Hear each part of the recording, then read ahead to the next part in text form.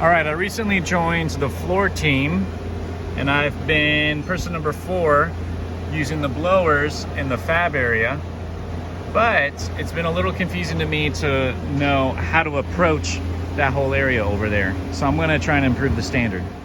All right, so I took some pictures and threw them here in Gemba Docs, and I have what I think will be a good workflow to blow out all of the debris in that zone. So this is my standard and my theory. I'm gonna test it tomorrow, see how it goes, and if I need to change it.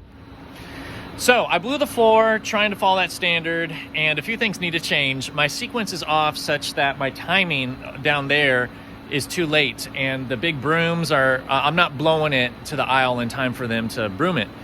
Broom it, is that even a word?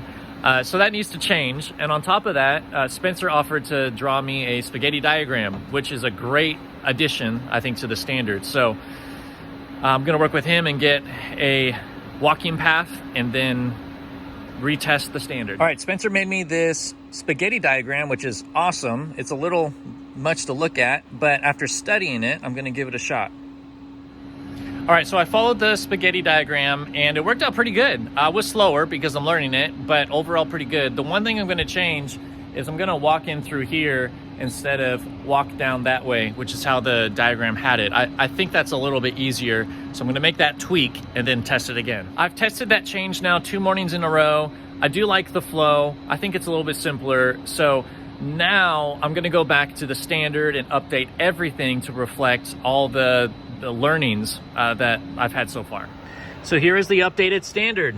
I've got the spaghetti diagram in here so you can visualize the entire walking path and the blow directions. You can also change it if you go to that URL where you can get the original Google Slides version of this, so you can make tweaks in the future. And I rearranged the pictures to align with the change of sequence because I hadn't done that yet. And now there's a clear standard so that the next guy, whoever you may be, has an easier time replicating the success.